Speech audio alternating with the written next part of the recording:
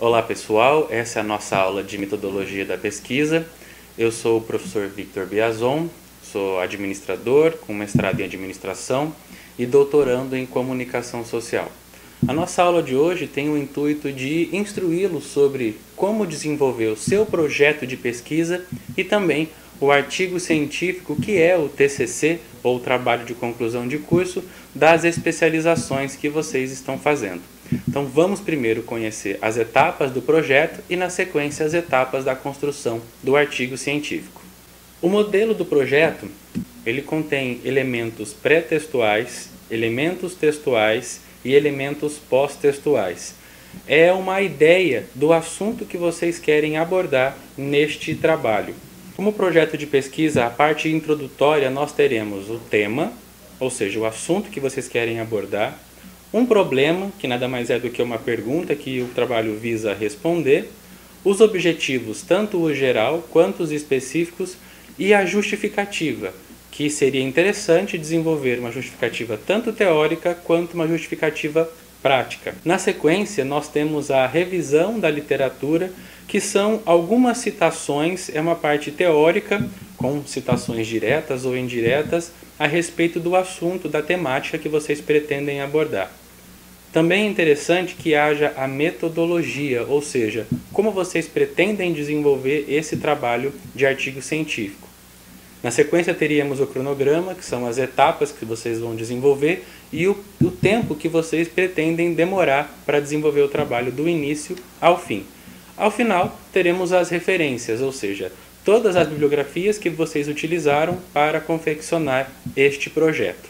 Então, um projeto de pesquisa ele é bastante simples, ele deve dar em torno de umas 5 páginas, não mais do que isso, para que a gente possa apresentar ao orientador a ideia do que se pretende abordar. E uma vez que o trabalho foi aprovado, que o projeto foi aprovado, então a gente pode partir para as etapas da construção do artigo científico. O artigo científico deve conter um certo esquema. Independente da revista em que ele, por exemplo, poderia ser encaminhado, é necessário que a gente trabalhe com um esqueminha. Então, todos os artigos devem conter um título, o nome do autor, no caso, o seu nome, um resumo, a introdução, a fundamentação teórica, a metodologia, a apresentação e análise dos dados, ou seja, os resultados encontrados com esta pesquisa, as considerações finais, as referências e, se houver, anexos e apêndice. Vamos trabalhar agora cada uma das partes para que a gente possa compreender o que devemos colocar em cada uma dessas etapas da construção do artigo. Na introdução, necessariamente nós precisamos abordar o tema, ou seja, o assunto, o problema, que pode ser em forma de pergunta que o trabalho visa responder, o objetivo geral, que eu sugiro que o problema de pesquisa e o objetivo geral tenham o mesmo texto para facilitar a sua compreensão e também a do leitor. Os objetivos específicos, que são partes que a gente vai conseguir ao longo do texto responder, resolver, para que então com a soma dessas partes, desses objetivos específicos, a gente consiga responder à problemática ou o objetivo geral. Para fechar a nossa introdução, nós precisamos justificar, ou seja, defender a importância desse trabalho para o meio acadêmico, para o mercado, a sociedade e para você, enquanto autor desta obra. Na sequência, como item 2, nós teremos a fundamentação teórica. A fundamentação teórica é composta das teorias que dão suporte ao seu trabalho. Seria uma relação de diversos autores que serão utilizados posteriormente durante a análise. É importante que a gente saiba que o trabalho científico não se baseia naquilo que nós sabemos, naquilo que você sabe. Neste momento, em uma fundamentação teórica, a sua opinião enquanto autor do artigo é totalmente indispensável. Nós precisamos utilizar somente os autores e trabalhar com a nossa voz para costurar o que os autores estão dizendo.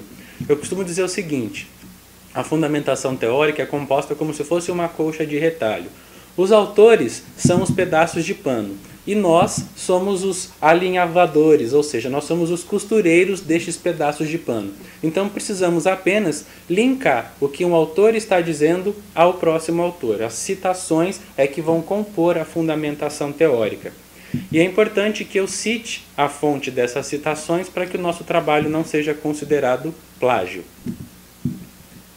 Eu coloco um exemplo aqui para vocês observarem. A fundamentação ela vai ser sempre o item 2 do nosso trabalho. E eu tenho subtítulos, então tudo que for teórico deve entrar na fundamentação teórica. Aqui ó, tenho 2.1, o tema central, comportamento do consumidor. Dentro do comportamento do consumidor eu vou trabalhar o item 2.1.1, fatores influenciadores de consumo. Dentro de fatores influenciadores de consumo e ainda dentro do comportamento do consumidor eu tenho o processo de decisão. Então jamais eu vou inserir um item 3. Sempre que for aspecto teórico eu vou trabalhar na fundamentação teórica. Então subdividindo em níveis, mas sempre iniciando de 2 ponto alguma coisa. Como vocês podem observar, nós temos alguns tipos de citações. As citações que nós chamamos de direta são aquelas que nós utilizamos exatamente a linguagem que está no livro, no artigo, enfim, no trabalho que estamos consultando. No primeiro exemplo, nós temos uma citação direta curta, onde para Chiavenato, entre parênteses 1992, vírgula, página, ponto, espaço, 125, fecha o parêntese. Abro as aspas porque eu estou usando a linguagem do Chiavenato. Treinamento é o ato intencional de fornecer os meios para proporcionar a aprendizagem.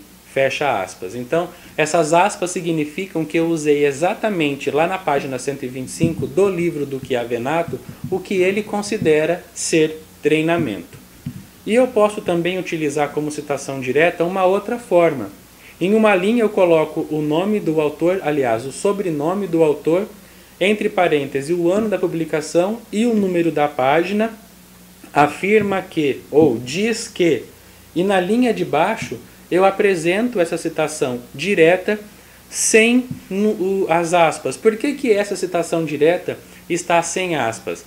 É porque ela tem mais do que 3 linhas. Nesse caso, uma citação direta com mais de 3 linhas, eu faço um recuo de 4 centímetros da margem esquerda, e daí, nesse caso, eu não preciso colocar as aspas, porque esse recuo, esse afastamento, já indica que se trata de uma citação direta, ou seja, eu estou usando exatamente as palavras ponto e vírgula que o autor colocou na obra dele. Aqui nós temos um outro exemplo de uma citação direta com mais de 3 linhas, e reparem numa diferença. O nome do autor, nesse caso Carraro, está dentro do parêntese. Quando o nome do autor vai dentro do parêntese em uma citação, eu coloco todas as letras em maiúsculo. Se o nome do autor está fora do parêntese, eu coloco somente a primeira letra desse sobrenome maiúsculo e as demais minúsculo. Então, eis a diferença. Dentro do parêntese, caixa alta. Fora do parêntese, normalmente. Temos também as citações indiretas. O que seria isso? É você, enquanto leitor, enquanto construtor desse artigo, ler um livro, ler um artigo e a partir da ideia extraída deste trabalho, deste artigo ou desse livro, você faz uma interpretação ou você modifica as palavras do autor e escreve no seu trabalho. Desta forma, você não estará colocando exatamente a linguagem ou as palavras do autor, e sim, você está interpretando ou dando o seu significado a partir da ideia do autor. Neste caso, nós não colocamos nem aspas e nem numeração de página. Apenas devemos colocar o sobrenome do autor e o ano daquela publicação, como vocês percebem no exemplo. Então, no primeiro exemplo, nós temos toda a citação e a fonte, ou seja, o autor, no final, só Genovese, 1974. Dentro do parêntese, caixa alta. Na apresentação de baixo, nós temos Lima, 1983, onde Lima está fora do parêntese, por isso só a letra L é que está em maiúsculo. Então, a grande diferença entre uma citação direta e uma indireta é a linguagem colocada. Na citação direta, são exatamente as palavras do autor.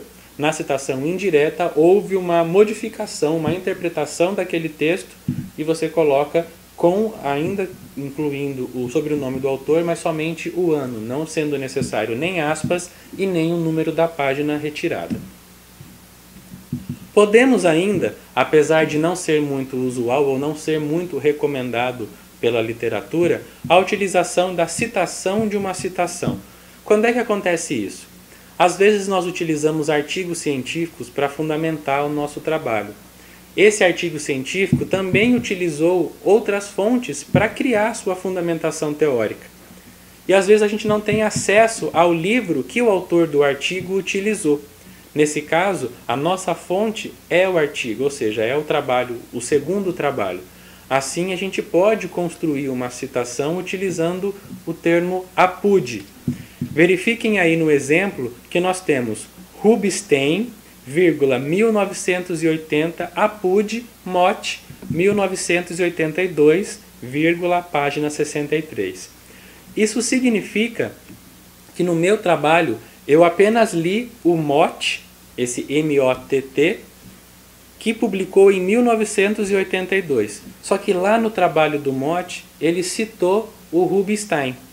Então eu coloco primeiro o trabalho citado, depois o trabalho que eu estou verificando.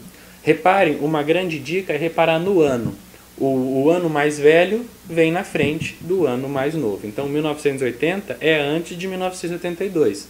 Então 1980 vem antes e o 82 vem depois. Encerrando então a fundamentação teórica, que deve dar aproximadamente 5 a 7 páginas digitadas de citações. Mas isso é para a gente ter apenas uma base. Isso pode ser maior ou menor, dependendo do seu tema e da disponibilidade de recurso, ou seja, de bibliografia, com o trabalho que você está desenvolvendo. Aí nós podemos partir para o item 3, que é o capítulo da metodologia. A metodologia ela também se subdivide em alguns itens. No item 3.1, nós temos a caracterização da pesquisa. Essa caracterização da pesquisa é dividida em tipo, natureza e método. Então, certamente, a sua pesquisa, quanto ao tipo, vai ser ou descritiva, ou explicativa, ou exploratória. Vale a pena você discutir com o seu orientador para verificar o teu tipo de pesquisa, qual desses descritiva, explicativa e exploratória se encaixa melhor. E sempre procure construir o seu capítulo de metodologia com um livro de metodologia ao lado, para que você possa conhecer todos os tipos e utilizar esses autores enquanto citação. Por que eu digo isso? Ao classificar sua pesquisa como tipo descritiva, por exemplo, você vai ter que, antes de tudo, dizer na linguagem ou nas palavras de um autor de metodologia, citando-o, o que vem a ser uma pesquisa descritiva. E, na sequência, explicar o que você vai descrever no seu trabalho. Quanto à natureza, as pesquisas serão ou quantitativa, ou qualitativa, ou as duas juntas. A quantitativa é quando a gente quer levantar aspectos numéricos, quantidade populacional. A qualitativa é quando a gente quer descobrir os porquês de um fenômeno. Então, se você quer descobrir, levantar índices, por exemplo, ela vai ser quantitativa. Agora, se você quer descobrir por que algumas escolhas foram feitas pelo consumidor, por exemplo, então estaremos utilizando a pesquisa qualitativa. Se eu quero trabalhar índices e os porquês, eu uso a qualitativa. Enquanto a método, nós temos diversos métodos que podem ser utilizados. Podem ser pesquisa bibliográfica, pesquisa documental, pesquisa experimental, estudo de caso e pesquisa de campo. Os mais usuais, sobretudo nas ciências sociais, são os estudos de caso, quando a gente estuda exaustivamente um único caso. Por exemplo, eu vou investigar uma empresa. Eu estou trabalhando então com um estudo de caso. Aquele caso, aquela empresa vai elucidar empiricamente a minha pesquisa teórica. Ou a pesquisa de campo, que é quando eu vou até o campo colher informações para estudar a minha revisão de literatura. Uma outra parte da metodologia, o item 3.2, retrata a unidade de análise e observação ou a população e amostra. O que seria isso? O que eu vou investigar? Quem eu vou investigar? Daí vale ressaltar que, se eu for desenvolver uma pesquisa qualitativa, eu vou trabalhar com unidade de análise, ou seja, qual é a empresa ou qual é a minha fonte de pesquisa empírica. Se eu for trabalhar com pesquisa quantitativa, eu tenho que deixar claro quem é a minha população e quem é a minha amostra. Por exemplo, eu quero levantar quantas pessoas solicitaram FIES para o ingresso do ensino superior. Quem seria a população? Você vai estudar uma instituição, várias instituições? Então isso precisa ficar claro. Imaginando que você vai estudar todos os alunos que solicitaram FIES para ingresso no curso superior da Faculdade FATESS. Então a sua população são todos os alunos da Faculdade FATESS. Ou você pode optar por uma amostra. Eu quero saber apenas sobre 30%, 40% dos alunos que solicitaram FIES na Faculdade FATESS. Então, ao invés de entrevistar todos, eu colho uma amostra, um percentual que vai ser representativo. Após a gente saber quais são as características da nossa pesquisa, nós precisamos colocar quais as técnicas de coleta de dados. Para isso, nós temos algumas formas. A primeira delas seria o questionário. O questionário normalmente pode ser com perguntas fechadas, ou seja, eu elaboro um questionário que as pessoas irão responder marcando um X na resposta que melhor lhe convier. Ou um questionário aberto, onde eu apresento esse questionário, as pessoas leem as perguntas e respondem com palavras de próprio punho, ou seja, são respostas subjetivas. Eu posso também trabalhar com entrevista.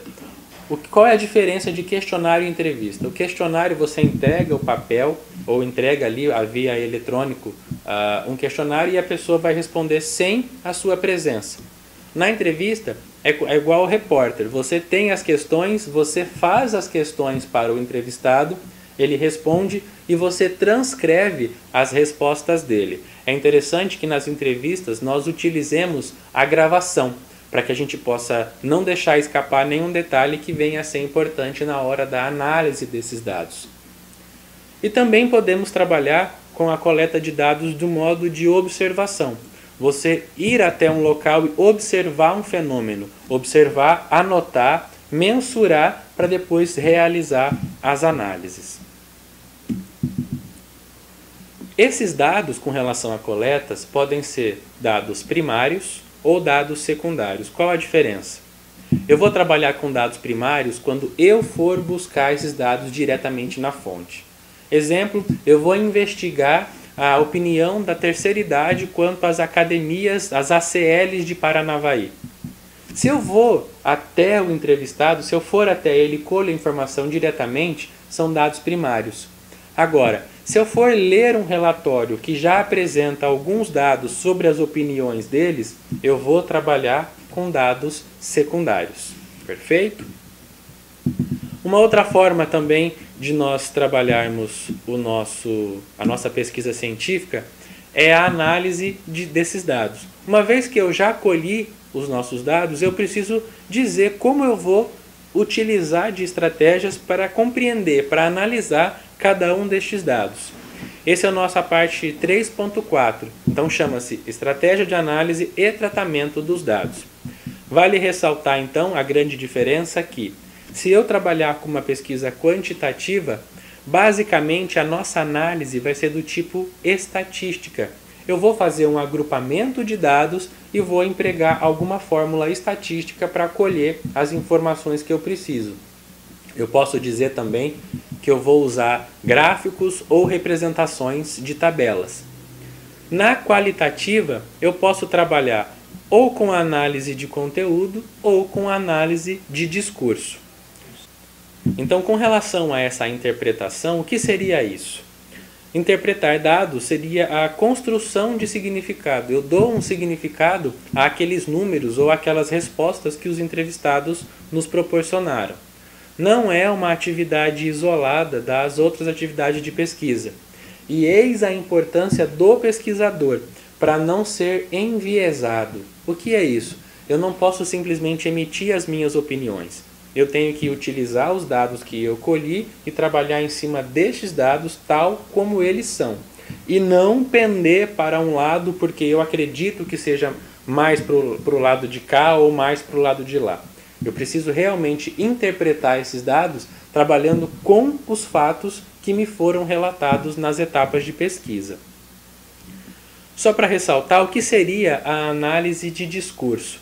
Seria a reconstrução dos sentidos dos discursos e dos interesses dos sujeitos que foram pesquisados. Ou seja, eu vou buscar algumas peculiaridades nas falas individuais desses entrevistados.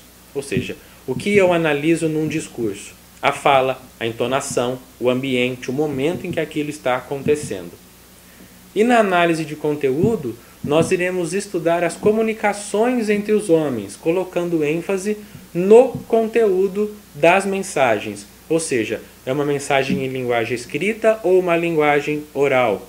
Eu preciso desvendar o conteúdo dessa mensagem, não simplesmente ficar na descrição. Eu preciso trabalhar com o extrapolamento, uma transcendência destas descrições. A partir daí, fechamos a nossa metodologia, o nosso capítulo 3, e já adentramos a nossa parte 4, que é onde a gente efetivamente vai apresentar os resultados que nós buscamos, que nós colhemos nas etapas de pesquisa. Então essa parte chama apresentação e análise dos resultados. Nesta sessão deveremos apresentar os dados em forma de textos, tabelas, gráficos, e a gente precisa ser capaz de interpretar, ou seja, de explicar o que esses gráficos, o que essas tabelas estão dizendo. Uma vez que você pretende usar somente textos, sem gráficos e sem tabelas, eu posso transcrever as respostas que os nossos respondentes nos enviaram e trabalhar com a interpretação. Tudo o que ele disse, tudo que os respondentes nos disseram, nos apresentaram, é passível de interpretação, fazendo então o cruzamento entre a teoria e as respostas. Exemplo aqui, no estudo de caso ou no estudo de campo, a gente deve apresentar e descrever qual é a unidade que nós estamos estudando. Por exemplo, se eu estou fazendo um estudo de caso na Podium Alimentos, eu preciso caracterizar essa empresa. Então, quem é a Podium Alimentos? É uma empresa do segmento tal, que foi aberta no ano tal, que tem um mercado assim, assim, assado. Eu preciso descrever em curtas palavras, 1 ou 2 parágrafos, quem é essa empresa, quem é este caso que eu estou estudando, que eu estou investigando. E quase fechando já o nosso trabalho, a gente parte para as considerações finais. Esta é uma parte, pessoal, que muitas vezes nós já estamos cansados, já estamos até um pouco enjoados da confecção desse trabalho. E por isso, muitas vezes, a gente não dedica tanta atenção e importância. Mas este é um grande erro. São as considerações finais que vão nos ajudar a responder os objetivos que nós nos propomos. Então, lá na introdução, a gente colocou uma problemática, um objetivo geral e alguns objetivos específicos. E é neste momento, nas considerações finais, que a gente vai responder. Para começar as nossas considerações, a gente tem que trazer o conteúdo de uma forma resumida. Um parágrafo ou 2 contextualizando toda a pesquisa já é suficiente. E na sequência, ir respondendo primeiramente aos objetivos específicos. Eu sugiro que os objetivos sejam respondidos um a um em parágrafos diferentes, para que a gente não dê margem para uma banca nos reprovar ou nos questionar por falta de respostas aos objetivos. E assim que nós respondemos todos os objetivos específicos, a gente parte para responder ao objetivo geral. E algo muito importante é que a gente faça a conversação da teoria, somente a teoria e os autores que nós utilizamos na nossa fundamentação teórica podem ser citados nas considerações finais. Então eu trago novamente aqueles autores para respaldar, para validar as respostas encontradas e analisadas no capítulo 4. É neste momento, nas considerações finais, em que sim, a nossa opinião é requerida. Primeiro eu respondo de forma empírica, trazendo os autores para validar ou não as nossas respostas, as nossas análises. E na sequência, eu tenho sim a nossa opinião, descrita de forma bastante acadêmica, a respeito deste tema. É importante também que ao final das considerações finais vocês utilizem os fatores limitadores, ou seja, o que foi dificuldade no desenvolvimento desse trabalho? Quais fatores, na sua opinião, limitou um trabalho mais completo? E também, como finalização, sugerir novos temas para novas pesquisas, extrapolando o que você conseguiu desenvolver. Aqui a gente tem também como elemento pós-textual as referências. Todos os trabalhos citados, todos os autores citados, independente de qual parte na fundamentação, na introdução, na metodologia, devem ser ordenados de forma alfabética, de A a Z, nas referências, como vocês percebem aqui pelo exemplo. Se o trabalho de vocês contiver apêndices ou anexos, é neste momento, após as referências. Qual a diferença entre apêndice e anexo? Um apêndice é um elemento condicionado à necessidade do trabalho e é algum material que foi elaborado por você enquanto autor. Por exemplo, você tirou a foto para ilustrar o teu estudo de caso. Então, é uma foto que você tirou em primeira mão, em primeira pessoa, são dados primários. Isso vai em apêndice. Ou você elaborou de próprio punho o questionário que foi utilizado para colher as informações. Esse questionário, essa sequência é sua, uma criação sua, então vai como apêndice. Diferentemente de anexo, que são alguns documentos auxiliares e que não foram elaborados por você, pelo autor. Então, alguns manuais, alguns catálogos que a gente utilizou para analisar informações, mas que não foram de nossa autoria. Então, a gente pode apresentar enquanto anexo, mas anexo e não apêndice. Pessoal, para a construção dessa pequena aula de metodologia, a gente utilizou alguns autores que estão aqui descritos para vocês. Enfim, eu espero que essa pequena aula, essa pequena explicação possa ser útil na construção do TCC, do artigo científico que vai dar a vocês o título de especialistas, cada um na sua área. É claro que vocês devem conversar com o orientador de vocês, receber essas orientações, receberão também uma estrutura, o modelo que a Faculdade FATESS utiliza na construção destes trabalhos. Este modelo apresenta na íntegra o que deve ser colocado, até a questão de tamanho de letra, espaçamento entre os caracteres, tudo está ali muito bem detalhado para facilitar a construção do seu trabalho. Espero que a aula seja válida e que a gente possa se encontrar em eventos científicos com excelentes publicações. Faculdade FATESS, reconhecida pelo MEC, reconhecida por você.